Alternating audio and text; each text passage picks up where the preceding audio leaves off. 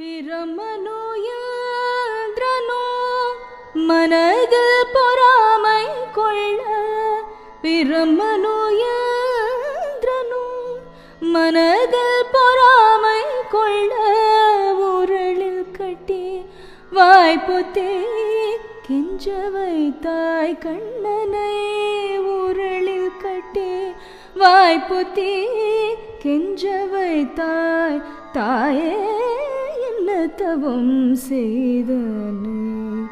யசோதா எங்கும் நிறை பரபிரம்மம் அம்மா என்றழைக்க என்ன தவம் செய்தனை. யசோதா